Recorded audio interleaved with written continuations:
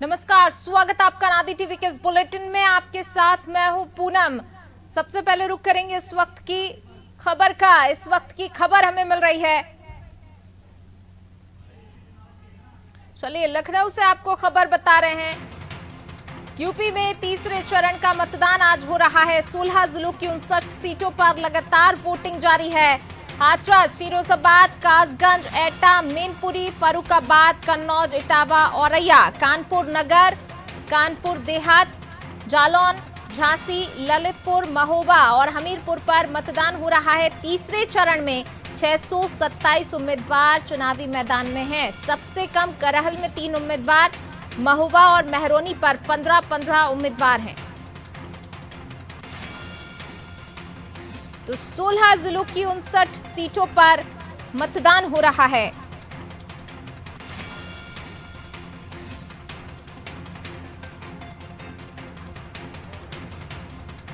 तीसरे चरण का आज मतदान हो रहा है। 627 उम्मीदवार चुनावी मैदान में हैं।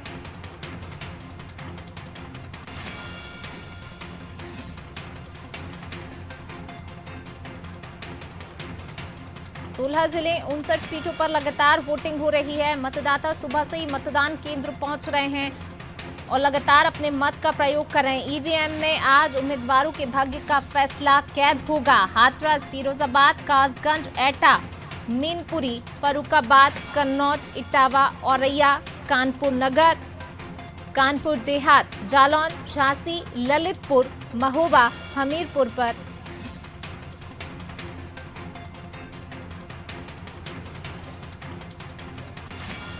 मतदान हो रहा है। तीसरे चरण में 627 उम्मीदवार चुनावी मैदान में हैं। सबसे कम करहल में 3 उम्मीदवार मैदान में हैं। महोबा और महरौनी पर 15-15 उम्मीदवार चुनावी मैदान में हैं।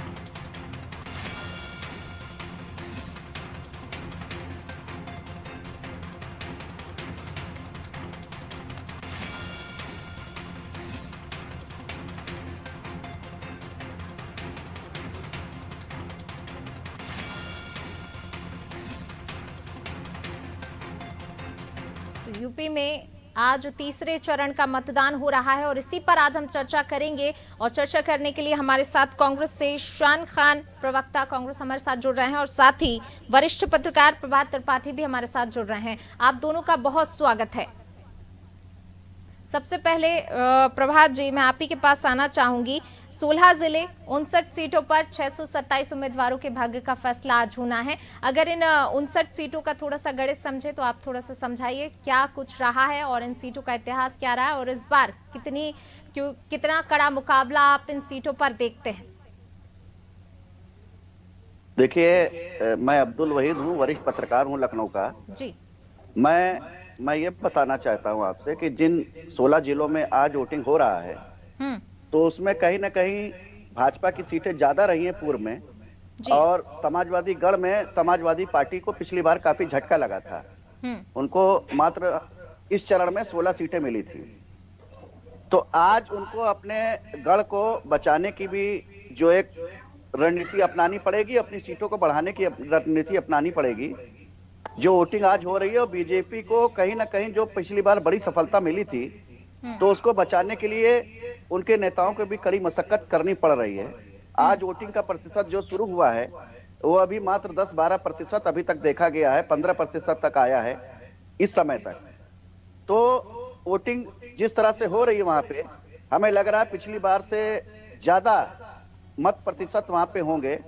और लगातार जिस तरह से बूथों पर लगी भीड़ देखी जा रही है तो कहीं ना कहीं ये मैसेज जा रहा है कि जनता वोट डालने के प्रति जो है पूरी तरह से मुस्तैद नजर आ रही है। और एक बड़ा रोमांचकारी जो तीसरा चरण है उसको देखने में लग रहा है कि कहीं ना कहीं इस बार आश्चर्यजनक परिणाम देखने को आएंगे, जहां तक मेरा अपना मत है। जी बिल्कुल। चलिए अब रुक कर लेते हैं शान खान जी का। शान जी, कांग्रेस इस बार अपने आप को कहां खड़ा पाती है? देखिए पूनम जी, हम पूरी 403 विधानसभाओं में चुनाव लड़ रहे हैं और कांग्रेस ने इस उत्तर प्रदेश को एक विजन दिया, एक भर्ती विधान, एक उन्नति विधान, एक शक्ति विधान हम महिलाओं के लिए करना चाहते हैं, युवाओं के लिए करना चाहते हैं, हम स्वास्थ्य के क्षेत्र में, शिक्षा के क्षेत्र में, हर क्षेत्र में उत्तर प्रदेश को जो 32 वर्षों की बदहाली है उससे बाहर निकालना चाहते हैं। पहले चरण और दूसरे चरण के बाद आज जब तीसरे चरण का मतदान हो रहा है तो मतदाताओं का उत्साह बता रहा है कि वे अजय सिंह बिष्ट के 5 वर्षों के अत्याचार और भ्रष्टाचार के खिलाफ प्रतिकार कर रहे हैं। आज पूरे उत्तर प्रदेश में भाजपा के खिलाफ एक लहर बनी हुई है और भाजपा का पूरी तरीके से सफाया हो रहा है। और ये बात मैं नहीं कह रहा हूं, ये बात मध्य प्रदेश के मुख्यमंत्री शिवराज सिंह चौहान भी कह चुके हैं कि निसंदेह भाजपा का सफाया उत्तर प्रदेश में हो रहा है। और उसके साथ साथ कांग्रेस पार्टी पंजाब, उत्तराखंड और उत्तर प्रदेश के साथ साथ 5 राज्यों में कांग्रेस पार्टी की सरकार बनने जा रही है। उसका कारण ये है कि भाजपा के शासन काल में, चाहे वो केंद्र का शासन हो चाहे वो राज्य का शासन हो, जिस प्रकार से भ्रष्टाचार और अनियमितताएं हुई, जिस प्रकार से महंगाई, बेरोजगारी चरम सीमा पर है। आज युवा डिग्रियां लेकर घूम रहे हैं पर रोजगार नहीं मिल रहा है। अभी अभी मैं एक ताजा रिपोर्ट पढ़ रहा था कि महंगाई दर जो है वो बढ़कर खाद्य पर 10% के भी ऊपर जा चुकी है। तो आज मतदान रोजी रोटी रोजगार पर हो रहा है।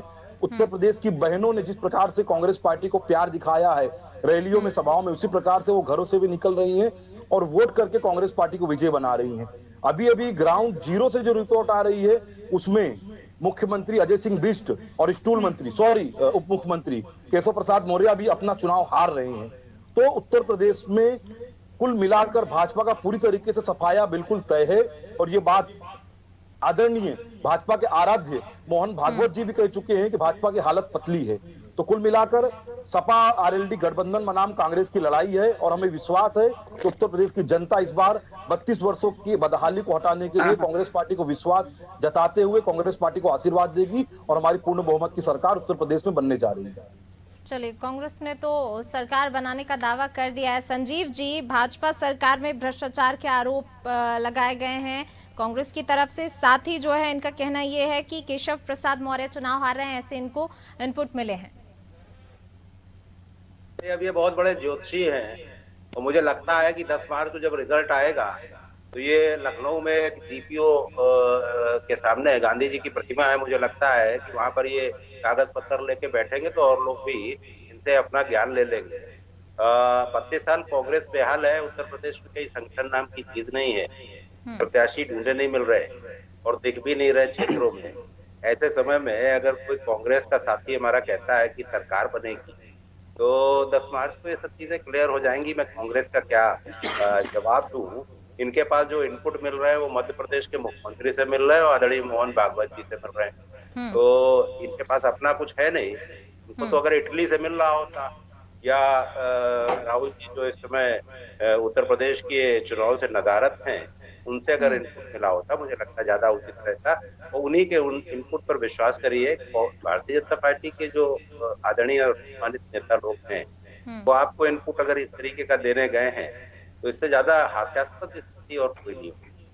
उत्तर प्रदेश में आज जिस तरीके से 59 सीटों पर मतदान हो रहा है और हम समझ रहे हैं कि हमारे लोग लगे हुए हैं कि मतदान का प्रतिशत ज्यादा बढ़े, लोग ज्यादा से ज्यादा मतदान करें और जब मतदान ज्यादा होगा तो निश्चित रूप से एक स्वस्थ लोकतंत्र की स्थापना होगी। उत्तर प्रदेश में 10 मार्च को किसकी सरकार बनने जा रही है और आने वाले फैसलों पर मैं छोड़ता हूँ क्योंकि सबके अपने अपने दावे होंगे। उत्तर प्रदेश में अगर एनसीपी और तृणमूल कांग्रेस भी अगर चुनाव लड़ रही होती मुझे लगता है वो भी मुख्यमंत्री बनाने की बात थी। तो कहने का मतलब बहुत साफ है, उत्तर प्रदेश का 14, 17 और 19 का जो मैंडेट है वो भारतीय जनता पार्टी में रहा है। और आने वाले समय में जिन दलों ने अभी कांग्रेस के साथी कह रहे थे तो इन्होंने तो 17 में सपा से गठबंधन किया था, समाजवादी पार्टी ने 19 में बसपा से गठबंधन किया था। ये लोग तो बता रहे थे कि सारी सीटें इनकी आ जाएंगी, लेकिन जो रिजल्ट आया तो मुझे लगता है कि इनको सबक लेने की जरूरत है और आत्मचिंतन करने की जरूरत है, अपने संगठन की जरूरत है। बिल्कुल। क्या लगता है शान जी, संगठन को मजबूत करने की जरूरत है, आत्मचिंतन की जरूरत है? पूनम जी देखिए, हमारा संगठन जमीन पर दिखाई दिया है, ये हम नहीं कह रहे हैं। तमाम मीडिया ने देखा कि पिछले 5 वर्षों से जिस प्रकार से अजय सिंह बिष्ट जी ने अत्याचार का और गुंडा राज चलाया, चाहे वो उन्नाव के बलात्कारी घटना हो, चाहे वो हाथरस में दलित बेटी को बलात्कार करके हत्या करने का मामला हो, चाहे उसको खेत में जला देने का मामला हो, चाहे वो लखीमपुर खीरी में किसानों के कुचल देने का मामला हो, जो केंद्र गृह राज्य मंत्री टेनी जी के सुपुत्र आशीष टेनी द्वारा किया गया था। जमीन पर प्रियंका गांधी जी और कांग्रेस का कार्यकर्ता लड़ा है और हमारे 18,000 से अधिक कार्यकर्ताओं के ऊपर मामले दर्ज हुए हैं। वो 1 दिन से लेकर 6 महीने तक का जेल गए हैं। तो कांग्रेस पार्टी एक आंदोलन की पार्टी है और उसने उत्तर प्रदेश की जनता के बीच जाकर, सड़क पर जाकर भाजपा के कुशासन और भ्रष्टाचार के खिलाफ आंदोलन किया है। अभी हमारे बड़े भाई पूर्व सपाई और वर्तमान भाजपाई बता रहे थे कि भाजपा की सरकार आ रही है एक तरफा, ये मुंगेरी लाल के हसीन सपने हैं। और उत्तर प्रदेश में देखिए जनता इनको दौड़ा रही है, खदेड़ रही है।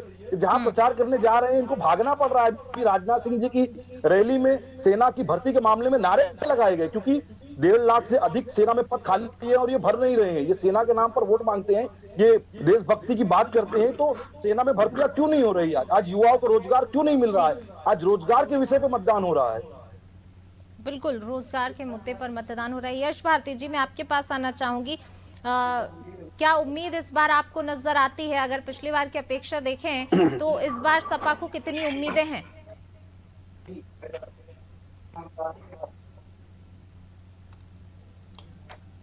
यश भारती जी, नहीं भाई, ऐसे ही सब है।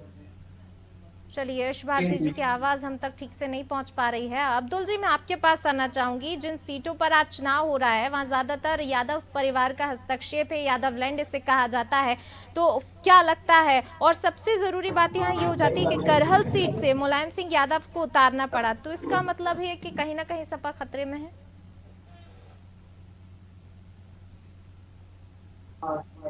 अब्दुल जी। जी देखिए, ऐसा है कि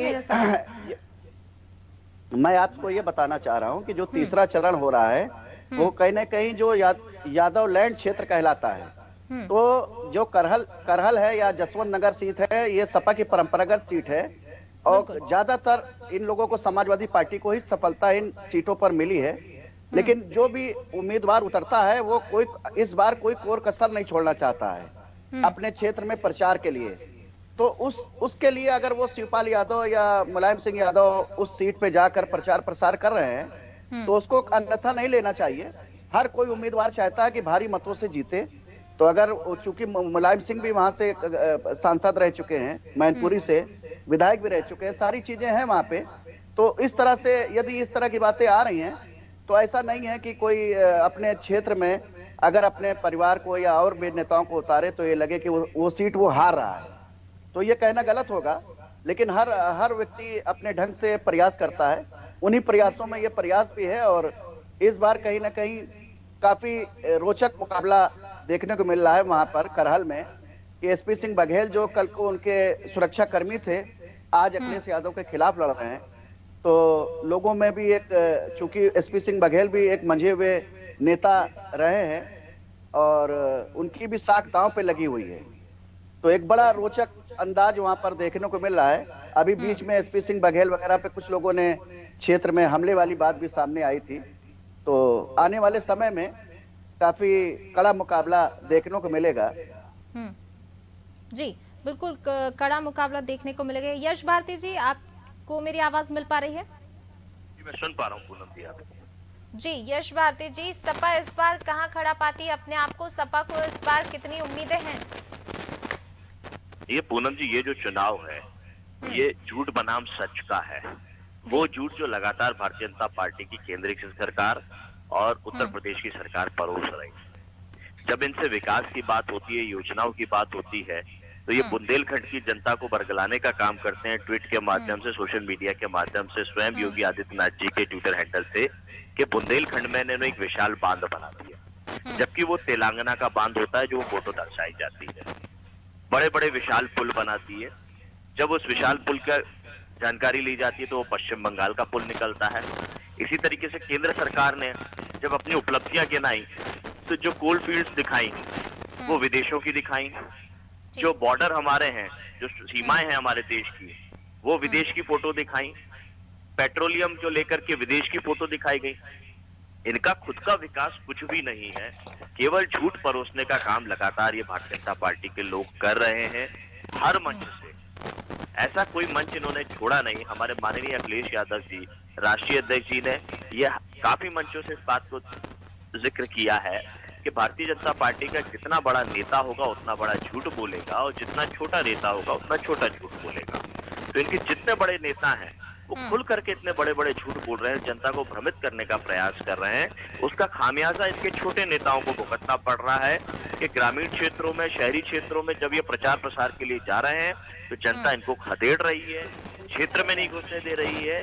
क्यों? क्योंकि उन्होंने लगातार झूठ परोसने का काम किया, वास्तविकता से इन्होंने कोई काम नहीं किया। जनता को वास्तविकता में जीने का अधिकार छीन लिया है इन्होंने। सवाल पूछने पे पत्रकारों के ऊपर मुकदमे लगाए जा रहे हैं, हकीकत दिखाने पे पत्रकारों को गिरफ्तार किया जा रहा है, जेल में भेजा जा रहा है। तो ये तानाशाही रवैया और लोकतंत्र की हत्या, संविधान की हत्या करने का काम उत्तर प्रदेश में हो रहा है।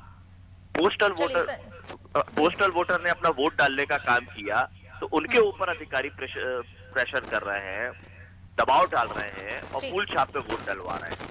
और जब विरोध होता है तो अधिकारी ये समझाते हैं कि एक वोट की क्या कीमत है। रोकिए तो मैं अपनी बात रखूं। तो ये लगातार संविधान और लोकतंत्र की हत्या जो भारतीय जनता पार्टी की सरकारों में हो रही है, हम उसके खिलाफ चुनाव लड़ रहे हैं, भाईचारा बनाए रखने के लिए चुनाव लड़ रहे हैं कि देश में, प्रदेश में भाईचारा बना रहे।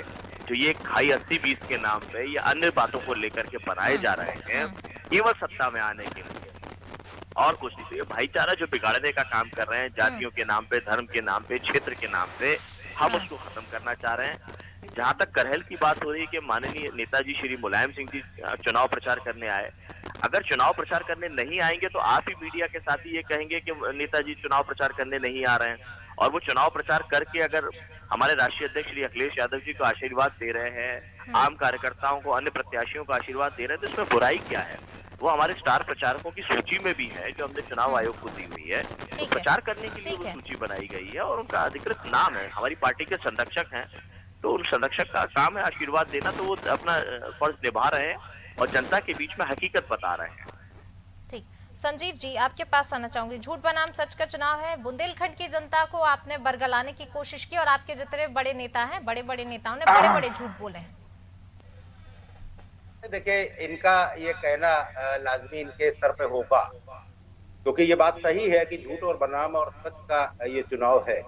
जिस तरीके से 2012 में मुसलमानों से कहा गया था कि आरक्षण देंगे, हाई स्कूल के बच्चों से कहा गया था टैबलेट देंगे, कोई दो राय नहीं है कि उनसे धोखा किया गया। उसी का परिणाम इनको 2017 में मिला था जब 50 के नीचे 47 पर थे।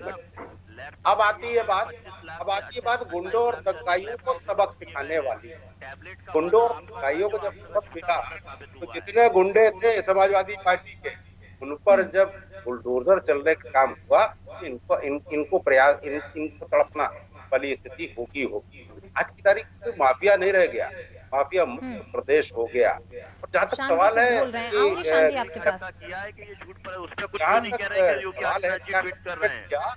बुंदेलखंड एक्सप्रेस कैसे बन गई, पूर्वांचल एक्सप्रेस कैसे चल रही है, काशी विश्वनाथ कॉरिडोर का सौगात दी गई है, फिल्म सिटी बनी है, जेवर एयरपोर्ट बना है, गंगा एक्सप्रेसवे का शिलान्यास किया गया, गोरखपुर में जो फर्टिलाइजर का शुरुआत की गई उसका क्या कहोगे, जो दी गई उसका क्या कहोगे? कहने का मतलब बहुत साफ है, इन्हें वो डेवलपमेंट नहीं दिखाई देता जो उत्तर प्रदेश की जनता को दिखाई दे रहा है। 2014, 2017, 2019 में गेंद प्रसारण किस तरीके से प्रबंधन करके जोड़ तोड़ करके सरकार बनाने वाले आज हमसे कह रहे हैं कि हम सरकार बनाने की बात कर रहे हैं। जनता को चुन करके भेज रही है। कुछ काम तो ऐसा करो जो जनता के हितों का काम हो। केवल मैं घर में बैठ के ट्वीट करने से उत्तर प्रदेश की जनता नहीं क्या करती। और ये बात 2022 के चुनाव में भी 10 मार्च को साबित हो जाएगी। मैं अपने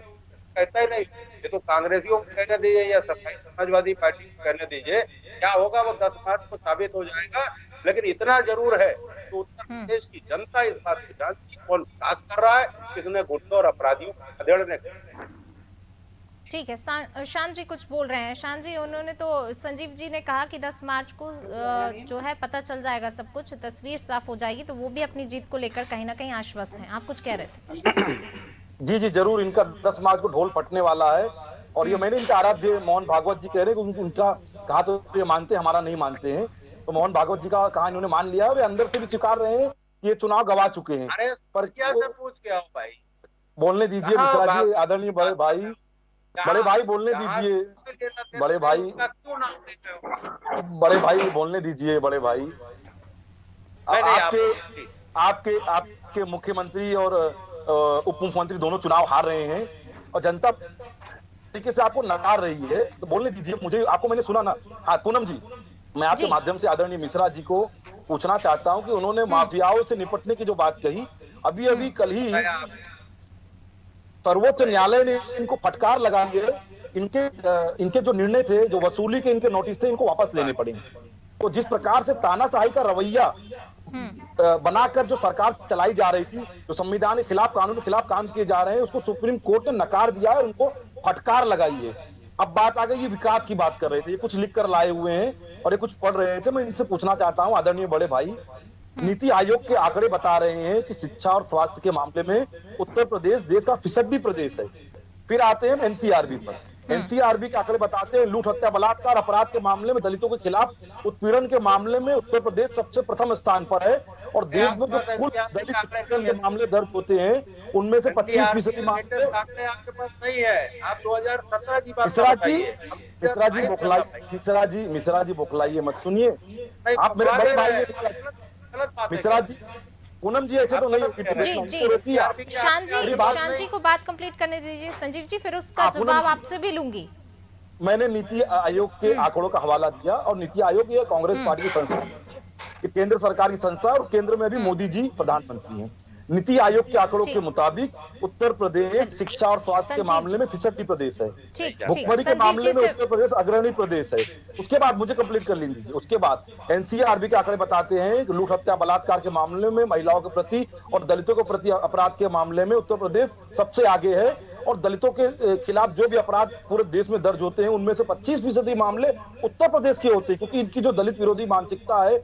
अजय सिंह बिष्ट जब दलितों की बस्ती में जाते हैं तो सबसे पहले वो साबुन और सेंट भिजवाते हैं वहां। तो इससे दर्शाता है कि दलित विरोधी मानसिकता के मनुवादी को मानने वाले लोग हैं। तो हमारे मिश्रा जी बड़े भाई इस पर उत्तर दें। संजीव जी। हाँ, आपने शान जी को सुना। तमाम तरह के महिला अपराध में नंबर 1 है, शिक्षा और रोजगार में जरूर यूपी जो है फिसड्डी है। इस चीज को लेकर आपका क्या कुछ कहना है? जानकारी नहीं है। 2017 का ये आंकड़ा देख रहे थे, मुझे लगता है एनसीआरबी का, कि वो लोग हैं जो गायत्री ताजा आंकड़ा है मिश्रा जी, आप देख सकते हैं। पूनम जी, आप ऐसा हो तो सत्यापित कीजिए इसको। कांग्रेस के साथी तो खास तौर से तो राजस्थान में लड़की के साथ बलात्कार हुआ था, पर टिप्पणी नहीं कर रहे। राजस्थान पर आपकी पार्टी के लोगों ने बलात्कारियों के लिए रैली निकाली है कठुआ और उन्नाव में, और आपकी पार्टी ने बलात्कारियों को बचाने का काम किया है। हो रहा है। अरे भाई रुक जाओ, 10 मार्च को जब रिजल्ट आएगा करेंगे। आपका ढोल फटेगा 10 मार्च को। मोहन भागवत जी ने कहा है, मैं नहीं कह रहा हूँ। आपसे कहा है क्या भागवत जी ने? अखबारों में छपा है, मैं अखबार पढ़ता हूँ। भागवत जी से मेरे संपर्क नहीं, आपके होंगे क्योंकि आप उनको आराध्य मानते हैं। दिखाइए कहा कौन से अखबार ने छाप दिया। भेज दूंगा आपको, मैंने अखबार में पढ़ा है। मैंने नहीं छापा अखबार, किसी ने छापा होगा। भेज दूंगा मिश्रा जी आपको, आप चिंता मत कीजिए। छोटे भाई की तरह हो, लेकिन हवा में बात करोगे और नहीं, हवा की बात नहीं है बड़े भाई। आपको आप दोनों को यहाँ पर रोकना चाहूंगी, आप दोनों को यहाँ पर रुकना चाहूंगी। इस वक्त की खबर का रुख कर लेते हैं। इस वक्त की खबर वोटिंग प्रतिशत आपको बता रहे हैं। सुबह 9 बजे तक का वोटिंग प्रतिशत। पंजाब में 4.80% मतदान हुआ है। यूपी में 8.15% मतदान हो चुका है। औरैया में 7.71%, एटा में 10.11% मतदान हो चुका है। तो ये सुबह 9 बजे तक का वोटिंग प्रतिशत आपको बता रहे हैं।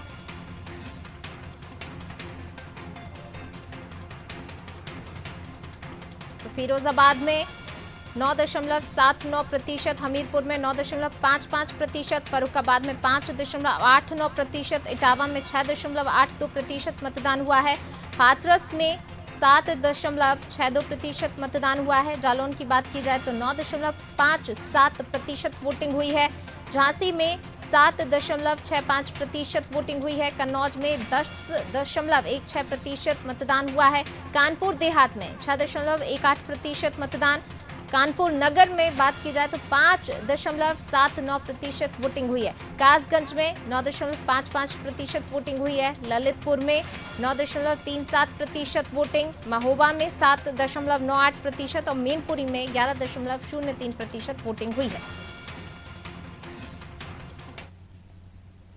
चलिए अब्दुल जी, मैं आपके पास आना चाहूंगी। जिस प्रकार से अगर हम बात करें, शिक्षा रोजगार वाकई एक बड़ा मुद्दा है यूपी के अंदर कि शिक्षा और रोजगार को लेकर जो है युवाओं से जब बात की गई तो युवा लगातार अगर पहुंच रहे हैं मतदान केंद्र तक तो इन चीजों को लेकर पहुंच रहे हैं। महिला सुरक्षा भी एक बड़ा मुद्दा है क्योंकि लगातार जो है महिलाओं से जब बात की गई तो महिलाओं का यही कहना है कि अगर वो मतदान केंद्र तक आ रही है तो सिर्फ महिला सुरक्षा के मुद्दे को लेकर वो मतदान केंद्र पर आ रही है। लेकिन अगर हम इस पूरे चुनाव प्रचार को देखें तो कहीं ना कहीं जो है तमाम मुद्दों से भटककर जिन्ना, तमंचावाद, आतंकवाद, इन सब चीजों पर आकर जो है आखिरी प्रचार इन सब चीजों पर देखा गया। देखिए, यूपी में मुद्दे तो तमाम हैं, जनता के मुद्दे तमाम हैं, लेकिन कहीं ना कहीं तमाम राजनीतिक पार्टियां जो हैं मुद्दों से भटक कर और भी तमाम ऐसी चीजों को ले आते हैं। जाति धर्म की बात हो जाती है, उसमें धार्मिक मुद्दे तमाम आ जाते हैं कि उसमें जनता कंफ्यूज होके आखिर में उसी तरह से वोट करती है कि जो उसका रोजगार का मुद्दा है, विकास का मुद्दा है, वो सब जनता भूल जाती है। तो अभी तक तो यही देखा गया है कि जो भी चाहे क्षेत्र की समस्याएं हों उनको भूल के जो क्षेत्र में जो विधायक या जो भी लड़ रहा है, आखिर में जो वोटिंग होती है वो जाति धर्म देख के वोटिंग हो जाती है। इसलिए अभी तक यूपी का पूरी तरह से विकास नहीं हो पाया है। जब भी विकास की बात आती है तमाम राजनीति, हम सबको उसको दोषी कहेंगे, कोई एक राजनीतिक दल नहीं, तमाम ऐसे लोग हैं ऐसी बातें करते हैं कि जनता अपने मूल जो समस्याएं हैं या मूल विकास के मुद्दे उनसे भटक कर, और इस बार भी वैसे ही देखने को हमें मिल रहा है कि विकास की बातें जनता जरूर कहती है अपने, चाहे रोजगार की बात हो, महंगाई की बात हो, महंगाई बड़ा मुद्दा है, लेकिन वोटिंग के समय जाते जाते बूथ में जाते जाते फिर वो जाति धर्म में परिवर्तित होकर जनता वोट कर देती है। बिल्कुल। यश भारती जी, मैं आपके पास आना चाहूंगी। बीजेपी की तरफ से सपा को लेकर कहा गया कि आतंकवाद से कनेक्शन बताया गया, आपका इस पर आपकी प्रतिक्रिया? देखिए, आपने भी सुना होगा जो बयान आया था उसको लेकर जो है बीजेपी की तरफ से गलत फोटो लगा करके स्वयं योगी आदित्यनाथ जी के ट्विटर हैंडल से प्रचार किया गया, सोशल मीडिया के माध्यम से प्रचार किया गया, तेलंगाना का बांध लगा करके प्रचार किया गया। तो भारतीय जनता पार्टी की जो हमारे प्रवक्ता बैठे हैं उन्होंने इस बात को छुआ ही नहीं। मैंने केंद्र सरकार के झूठों को परोसा कि किस तरीके से ये लगातार झूठ बोल रहे हैं, उस बात को भारतीय जनता पार्टी के साथी ने बोला ही नहीं। वो बोलने के लिए उनके पास कुछ है भी नहीं, इसीलिए बरगला रहे हैं, इधर उधर की बातें कर रहे हैं, समय खराब कर रहे हैं दर्शकों का, आपका, हमारा। उसी तरीके सरकार में रहते हुए ये जनता का समय खराब कर रहे हैं। जो कीमती बहुमूल्य है, जो उत्तर प्रदेश आगे बढ़ता, देश आगे बढ़ता, ये कह रहे हैं विकास हुए, जेवर एयरपोर्ट की बात कर रहे हैं, पूर्वांचल एक्सप्रेसवे की बात कर रहे हैं। ये बताएं तो शुरुआत कहां से हुई?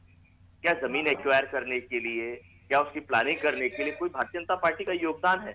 ये तो इतना झूठ परोसते हैं कि कानपुर मेट्रो ये लेकर के आए हैं, जिसकी कानपुर मेट्रो हमारे शासनकाल में शुरुआत हुई उसकी।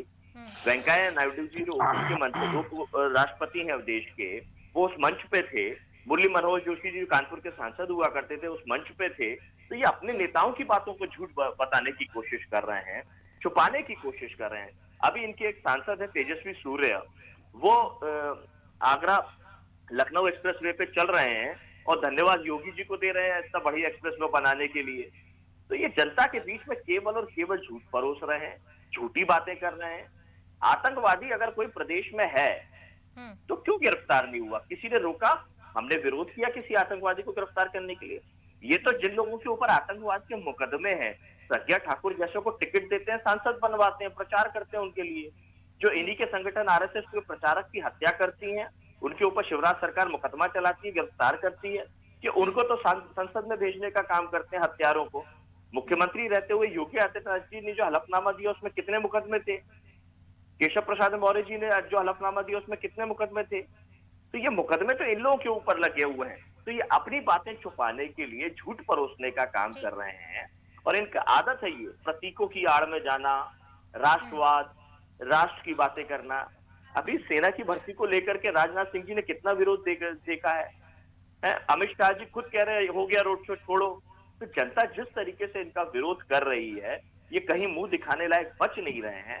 तो इसीलिए जबरदस्ती ये अब हर कर्म करना चाहते हैं, लोकतंत्र की हत्या करने के लिए, लोगों के वोट को छीनने के लिए। बुंदेलखंड की गरोठा विधानसभा में जो वर्तमान विधायक हैं, उनके पुत्र ने अभी किस तरीके से गुंडाई करी है, लोगों को मारा है, ये सब जनता देख रही है। और आज जो बुंदेलखंड में चुनाव हो रहा है और अन्य सीटों पर जो चुनाव हो रहा है, वो 10 मार्च को परिणाम बताएगा। 2 चरणों के आतंकवाद से कनेक्शन बताते हैं बीच बीच में, लेकिन जिस तरीके से विकास की बात आप करते हैं ठीक है, लेकिन बीच बीच में जिन्ना ध्रुवीकरण की बात ले आते हैं। जिन्ना को लेकर क्या कहा? जिन्ना और हिजाब ये कौन लाया? इस तरीके से समाजवादी पार्टी के हमारे साथी बोल रहे थे, ये तो वो लोग हैं जब वैश्विक महामारी आई कोरोना, तो इनके राष्ट्रीय अध्यक्ष जी कह रहे थे तो बीजेपी की वैक्सीन है, हम वैक्सीन नहीं लगवाएंगे। जब कोरोना में लॉकडाउन किया जाता है तो ये कहते हैं कि तब लॉकडाउन नहीं होना चाहिए, जब लॉकडाउन खोला जाता है तो खोला जा रहा है। इनके साथ समस्या यही है। दरअसल में ये अपने राष्ट्रीय अध्यक्ष को अगर इस तरीके की सीख देते तो ज्यादा बेहतर रहता। जनता सब जागती है, गरीबों को जिस तरीके से लाख के ऊपर आवास मिल गए वो इनको नहीं समझ में आ रहा। जिस तरीके से डबल डोज दिया गया खाद्य के लिए, खाद्यान्न के लिए, वो इनको नहीं समझ में आ रहा।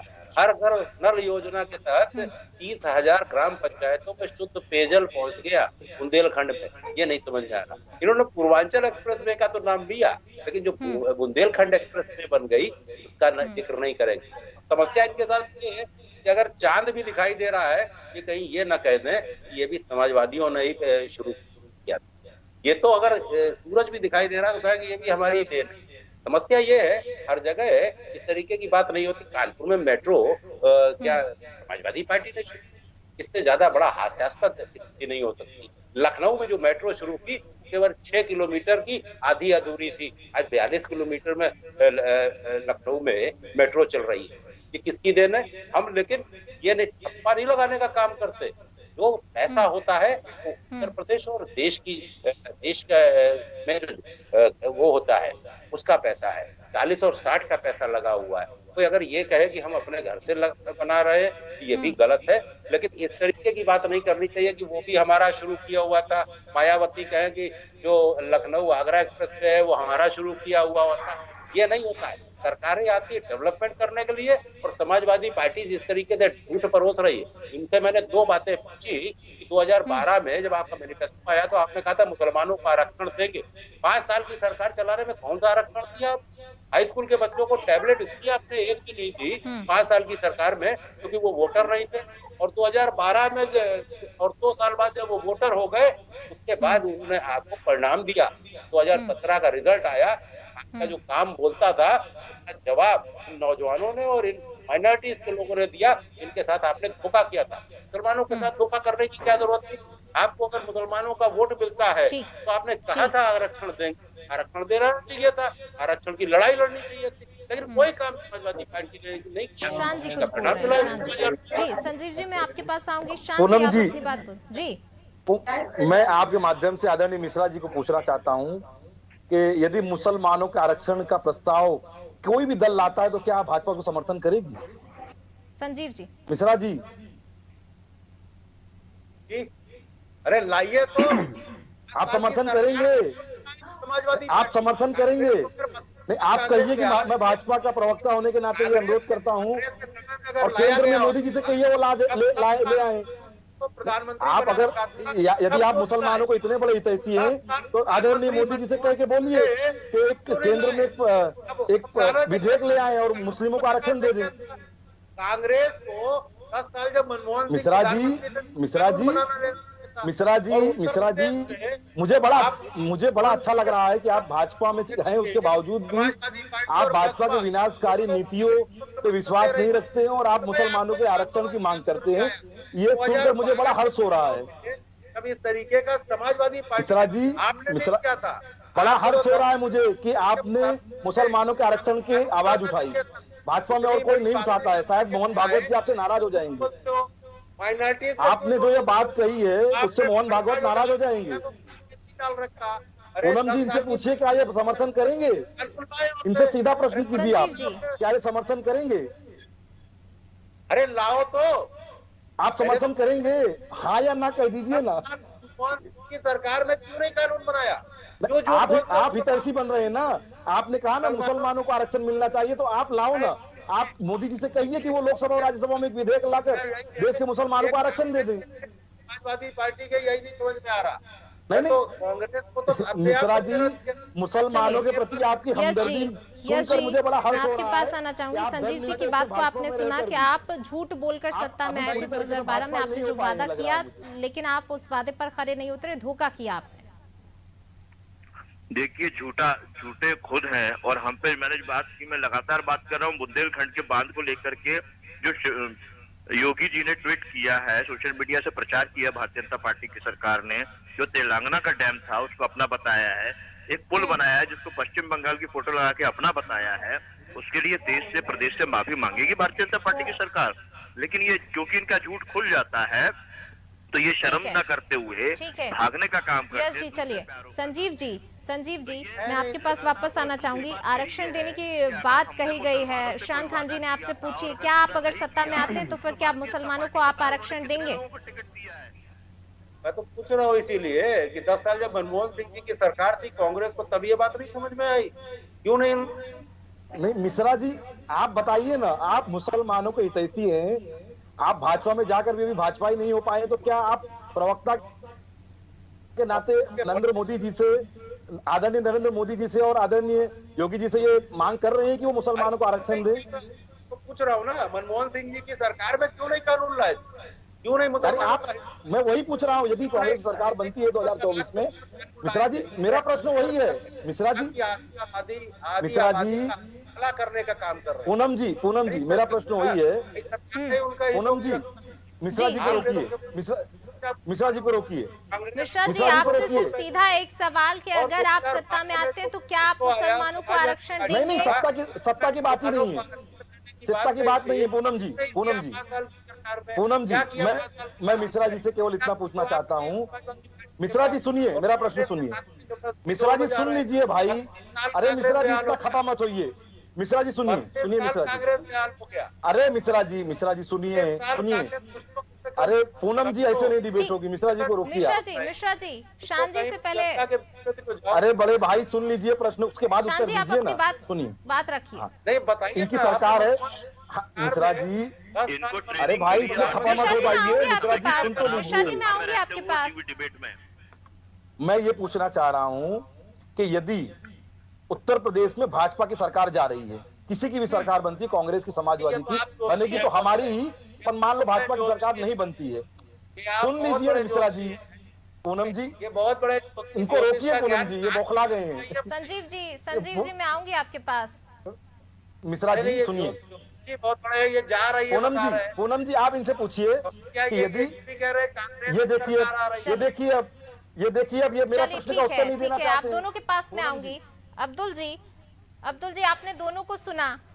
कहीं ना कहीं फिर एक बार हम ये कहेंगे कि जातिगत जो समीकरण और जो हिंदू मुस्लिम वाली बात है वो एक बार फिर बीच में आ गई है। कहीं ना कहीं राजनीतिक पार्टियां जो चुनाव आते आते इन्हीं सब चीजों पर टिक जाती है और यही यहाँ पर भी नजर आए। नहीं, आगे भी इसी तरह से नजर आता रहेगा। 3 चरणों में भी ये देखा गया, तीसरा चरण है, आगे 7 चरणों में कुछ ना कुछ इसी तरह से चीजें होती रहेंगी। यदि ईमानदारी से राजनीतिक पार्टियां अपने घोषणा पत्र को ही पूरा कर दें तो भी सही रूप में प्रदेश का विकास हो सकता है। लेकिन ये भी देखा गया है कि घोषणा पत्र में तमाम चीजें राजनीतिक दल कहते हैं, लेकिन वो सत्ता में आने के बाद उनका अनुपालन नहीं करते हैं। तो आज इसीलिए घोषणा पत्र को लेकर एक अधिवक्ता भी सुप्रीम कोर्ट में गए हैं कि इन पे ये चीजें लागू करी जाएं कि जो भी राजनीतिक दल अपना घोषणा पत्र में सारी चीजें जनता के भले के लिए बात कह रही है, तो सत्ता में आने के बाद उन चीजों को प्राथमिकता के आधार पर पूरा किया जाए। लेकिन चूंकि कहीं ना कहीं कुछ कमी रह जाती है, इसीलिए मुद्दे परिवर्तित हो जाते हैं। जनता का मन परिवर्तित करने के लिए कि भाई जनता सवाल करेगी, तो इसीलिए जो चाहे धार्मिक मामला या हिंदू मुसलमान का मामला, पाकिस्तान का मामला या जातिगत वाला मामला चुनाव में लाना राजनीतिक दलों की मजबूरी होती है कि जनता सवाल करेगी कि भाई आपने ये घोषणा पत्र दिया था, क्या किया आपने। तो ये चीजें देखने में अब तक आ रही हैं, इसीलिए उत्तर प्रदेश का विकास, पूर्ण विकास अभी तक नहीं हो पाया है। बिल्कुल, या फिर यूं कहें अब्दुल जी कि घोषणाएं और वादे इतने बड़े बड़े कर दिए जाते हैं चुनाव को देखते हुए जनता से कि उन वादों को पूरा भले ना कर पाए, लेकिन वादे जरूर इतने बड़े बड़े कर दिए जाते हैं कि आगे जाके मुश्किल खड़ी हो जाती है, और कहीं ना कहीं यही वजह है कि वो वादे पूरे नहीं हो पाते हैं।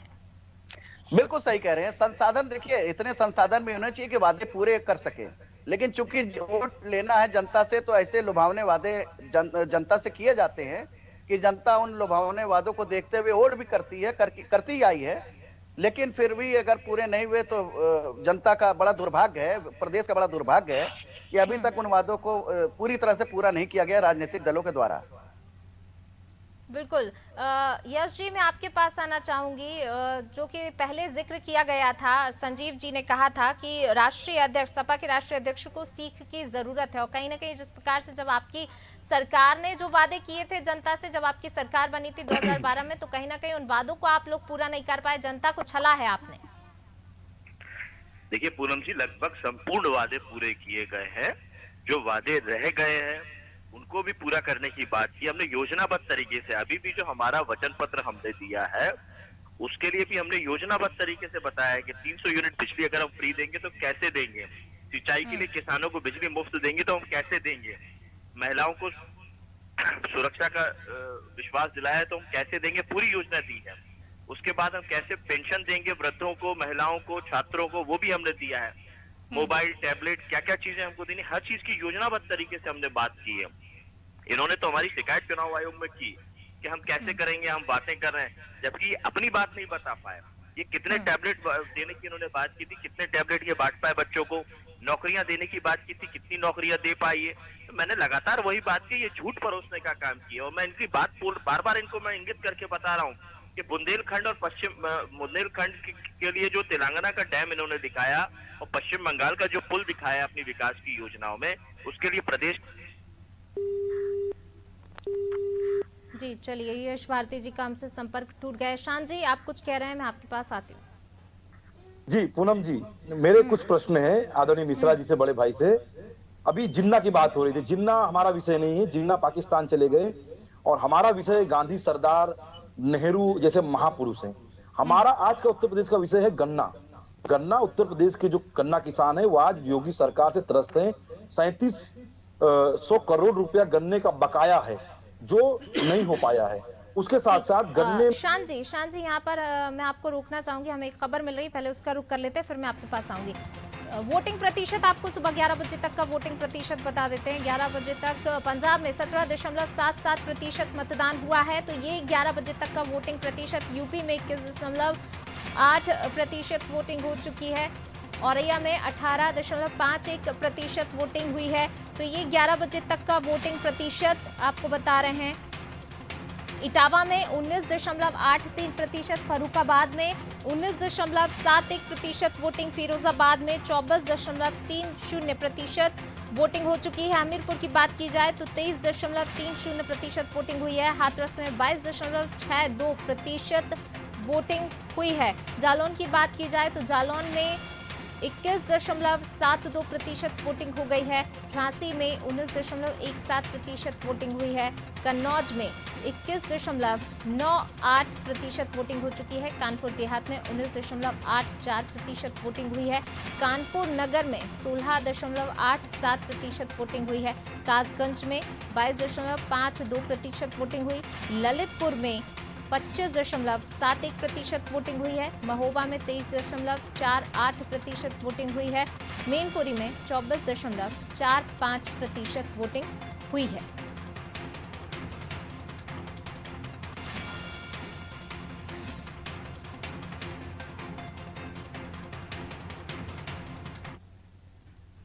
अगली खबर की ओर रुख कर लेते हैं। इस वक्त की अगली खबर सैफई से हमें मिल रही है। अखिलेश यादव ने मतदान किया है, पत्नी डिंपल यादव के साथ मतदान किया है। अखिलेश यादव ने अभिनव इंटर कॉलेज मतदान केंद्र पर वोट डाला है। अखिलेश यादव और उनकी पत्नी डिंपल यादव ने अखिलेश ने इस दौरान कहा, यूपी की जनता परिवर्तन चाहती है, यूपी में बेरोजगारी बढ़ी है, डबल इंजन की सरकार में अन्याय बढ़ा है, लोकतंत्र को मजबूत करने के लिए वोट दें, ये जनता से अपील की गई है। किसानों की आय दोगुनी नहीं हुई, युवाओं को नौकरी नहीं मिली, 11 लाख नौकरी के पद खाली हैं, यूपी में महिलाएं बेटियां सुरक्षित नहीं हुई। तो तमाम आरोप अखिलेश यादव की तरफ से लगाए गए हैं। फिरौती नहीं देने पर हत्या हो रही है। चलिए, तो संजीव जी, मैं आपके पास आना चाहूंगी। अखिलेश यादव ने ये तमाम आरोप लगाए हैं, मतदान किया, लेकिन मतदान के बाद उन्होंने साफ जाहिर किया यूपी की जनता परिवर्तन चाहती है। शान जी, मैं आपके पास आऊंगी, उसके बाद आप अपनी बात कंप्लीट कीजिएगा। संजीव जी।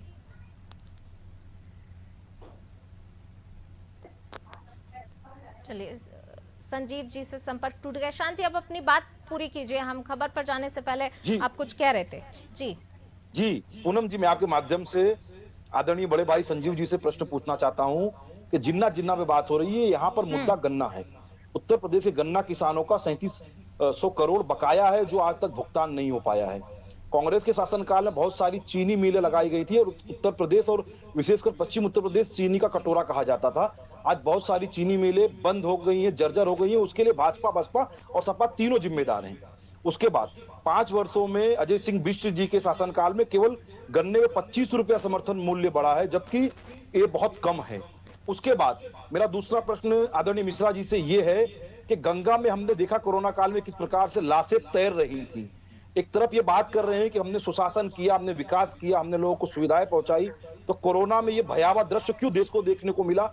पूरे विश्व में गंगा में तैरती लाशों की जो तस्वीरें थी वो वायरल की। तो ये प्रश्न आप आदरणीय मिश्रा जी से पूछिए।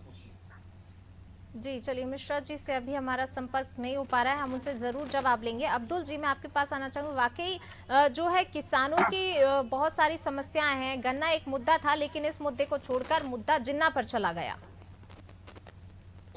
नहीं, देखिए, ये गन्ने की जो भुगतान की समस्याएं हर सरकारों में रही हैं। किसी सरकार में कम रहता है, किसी सरकार में ज्यादा रहता है, तो वो समस्या आज भी है। सपा की सरकार में भी गन्ना भुगतान की चीजें मांगे उठती रही हैं, बसपा सरकार में भी हुआ, आज भाजपा की सरकार में बड़े पैमाने पर जो गन्ना किसानों को भुगतान नहीं हो पा रहा है। ये समस्या कोई नई नहीं है, लेकिन समय समय पे सरकारों को किसानों के लिए जो भी धनराशि है उसका भुगतान समय पे करना चाहिए। भाई, किसान मेहनत करता है, गन्ना लगाता है, उसको मिल को गन्ना देता है, लेकिन भुगतान में साल 2 साल लग जाते हैं, तो उनका क्रम टूट जाता है, काफी परेशानियां होती हैं। लेकिन चूंकि अब अगर कोई मांग कर रहा है तो उसकी मांग पूरा करने के साथ ही सरकार को उनके विकास की बात भी सोचनी चाहिए। लेकिन अगर जिन्ना का मुद्दा नहीं आएगा तो फिर उनकी मांगों पे गंभीरता से विचार करना पड़ेगा। तो इसीलिए नई चीजों को लाकर मांग से भटकाने की कोशिश एक होती है, वो कोशिश आज हो रही है। जी बिल्कुल। शान जी, अगर आप जिस तरीके से आपने तो कह दिया कि सपा बसपा इन सब में जो है गन्ने का मुद्दा जो रहा किसानों का रहा, लेकिन ये लोग किसानों से किया हुआ वादा पूरा नहीं कर पाए। अगर आपकी सरकार आती है तो फिर आपका अगला स्टेप क्या होगा? हमने स्पष्ट वचन दिया है किसानों को कि हम धान की खरीद 2500 में, और हम ये केवल बोल नहीं रहे, हमने छत्तीसगढ़ में करके दिखाया है, और गन्ने की खरीद हम 400 में करेंगे। क्योंकि किसान दिन रात मेहनत मजदूरी परिश्रम करता है, अपने लहू और पसीने से फसल तैयार करता है, और जब उसकी बेटी के हाथ पीले करने होते हैं तो उससे झांकना पड़ता है कि घर में पैसे हैं कि नहीं है। कई बार लोग आत्महत्या करते हैं। आज हमारे देश का किसान तंग दस्ती से, महंगाई से आत्महत्या करने को मजबूर है। तो हम तो ये चाहते हैं कि किसानों की फसल का उनको उचित दाम मिले, और कांग्रेस पार्टी सत्ता में आएगी तो हमने वचन दिया है कि हम गन्ने की खरीद 400 रुपए में करेंगे। जी बिल्कुल। अब्दुल जी, यहाँ पर कुछ सीटों का और जिक्र कर लेते हैं। कन्नौज एक अहम सीट जहाँ पर छापे पंपी जैन के यहाँ, पीयूष जैन के छापे पड़े, इसका कितना असर आप इस चुनाव में देखते हैं? और साथ ही हाथरस सीट बीजेपी के लिए क्या एक कड़ी चुनौती है? देखिए, चुनाव आते ही जो जिस तरह से छाप की एक शुरुआत हुई है, तो कहीं ना कहीं ये एक मैसेज तो जाता है कि जो भी सत्ता सरकार में होती है, पावर में होती है, उसके द्वारा इस तरह की चीजें जो विपक्षी लोग अपने आरोप लगाते हैं, तो एक तो मैसेज ये जाता ही है। इससे पहले भी चुनाव में कहीं ना कहीं, अभी 2019 में भी चुनाव में हुआ था, तो एक छापे की शुरुआत हुई थी। उसी तरह से ये आपके चाहे कन्नौज में हो, उस चीज की शुरुआत देखी गई। उसमें कुछ लोग बीजेपी से जुड़े भी पाए गए, कुछ लोग सपा से भी जुड़े पाए गए, उनके यहाँ छानबीन हुई, सारी चीजें, वो तो खैर कानून का अपना मामला है। लेकिन कहीं ना कहीं प्रतिष्ठा की बात समाजवादी पार्टी के लिए भी है, कन्नौज सीट, हाथरस की सीट और बीजेपी के लिए भी। तो इन दोनों में अगर देखा जाए तो आज पूरी 403 सीटों का अगर हम जिक्र करेंगे तो कड़ी लड़ाई भाजपा और सपा की है। हाँ, प्रियंका गांधी ने भी काफी बड़े पैमाने पे मेहनत करी है, तो कांग्रेस भी लड़ाई में कहीं कहीं है, और बसपा भी पूर्वांचल में, पश्चिम में बसपा लड़ाई में है। लेकिन मेन लड़ाई भाजपा और सपा की लड़ाई देखी जा रही है, जहां तक मीडिया के आकलन है। जी शान जी। हाँ, मैं अब्दुल जी को स्पष्ट कर देना चाहता हूं कि लोकतंत्र में जनता जनार्दन होती है। ठीक है, हमारे आपके अनुमान, मैं आपके अनुमान का सम्मान करता हूं, परंतु हम कहीं कहीं नहीं, हम हर कहीं हैं, हर विधानसभा में उपस्थित है, हमारी मौजूदगी है, हमारा अस्तित्व है। और इस बार हमने पूरी ताकत से चुनाव लड़ा है, और जिस प्रकार से उत्तर प्रदेश की बहनों का प्यार हमारे प्रति दिख रहा है, हमें विश्वास है कि हम पूर्ण बहुमत की सरकार बनाएंगे। आपके अनुमान का मैं सम्मान करता हूं। उत्तर प्रदेश की बहनों का प्यार तो आपको दिख रहा है, ठीक है, आपने अभियान भी छेड़ा, आवाज उठाती है प्रियंका गांधी, लेकिन वही आवाज फिर राजस्थान में क्यों उठती दिखाई नहीं देती? ये पूरे देश में उठेगी। आज उत्तर प्रदेश में जाति की बात होती है। मेरा उत्तर सुन लीजिए ना, मैं कह रहा हूं किसी भी चीज की शुरुआत कहीं ना कहीं से होती है। तो आदरणीय प्रियंका गांधी जी ने एक बहुत अच्छी शुरुआत की है। जातियों के अधिकार की बात होती है, धर्म की बात होती है, वर्ग की बात होती है, जबकि आधी आबादी का प्रश्न तो कहीं पीछे छूट जा रहा था। तो आज जो भी पहल प्रियंका गांधी जी ने और कांग्रेस पार्टी ने शुरू की है, ये सभी सराह रहे हैं, और ऑफ कैमरा पे भाजपा के लोग, सपा के और बसपा के लोग भी सराहते हैं इसको। और देश की महिलाओं को भी अब ये लगने लगा है कि जातियों के नाम पर वोट नहीं होकर अब हम महिलाओं के अधिकारों और उनकी सुरक्षा के नाम पर वोट देंगे। तो हमें बहुत अच्छी तरीके से महिलाओं का साथ मिल रहा है। महंगाई का मुद्दा हो तो महंगाई के कारण भी महिलाएं भाजपा से नाराज हैं, चाहे वो गैस सिलेंडर की बात कर ले तो 1000 रुपए में गैस सिलेंडर मिल रहा है, रसोई चलाना दुभर हुई है। तो इन तमाम मुद्दों को अगर आप निचोड़ेंगे तो कहीं ना कहीं देश की महिलाओं का, उत्तर प्रदेश की महिलाओं का, बहनों का, बेटियों का जो रुख है वो कांग्रेस पार्टी की तरफ झुकाव करता है।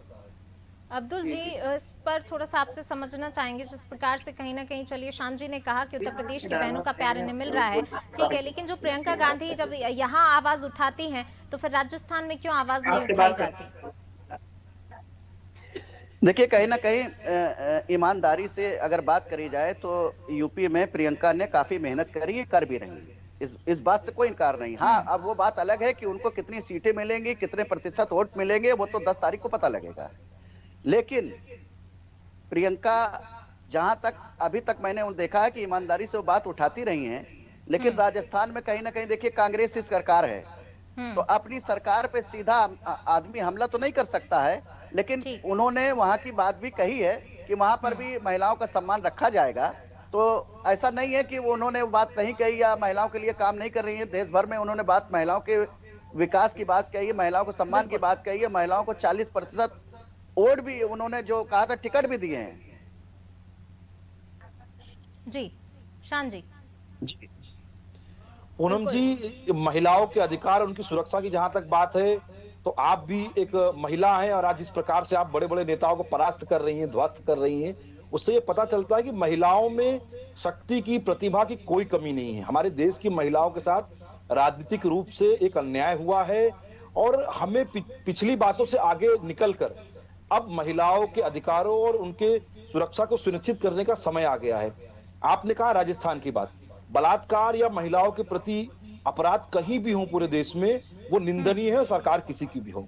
राजस्थान की जो भी घटनाएं हुई उस पर प्रियंका जी, राहुल जी ने तुरंत संज्ञान लेकर वहां पर कार्रवाई के निर्देश दिए, जबकि भाजपा के शासनकाल में अपराधियों को बचाने का काम किया जाता है। ठीक है, चलिए, आप तीनों मेहमानों का शुक्रिया इस चर्चा में शामिल होने के लिए। तो बिल्कुल अब जो है इंतजार सभी को 10 तारीख का है, लेकिन फिलहाल आज जो तीसरे चरण का मतदान हो रहा है, काफी अहम सीट है, इसे कह सकते हैं यादव बेल्ट सबसे ज्यादा है, तो कहीं ना कहीं सपा को भी बहुत सारी उम्मीदें हैं। हालांकि पिछली बार 59 सीटों में से 49 भाजपा के पाले में गई थी, लेकिन इस बार काफी कड़ा मुकाबला देखा जा रहा है। लेकिन देखने वाली बात होगी कि आखिर जो है जीत का ताज किसके सर सजता है, और इसके लिए इंतजार करना होगा 10 तारीख का। चलिए, फिलहाल इस पेशकश में बस इतना ही, और आप बने रहिए अनादि टीवी के साथ। नमस्कार।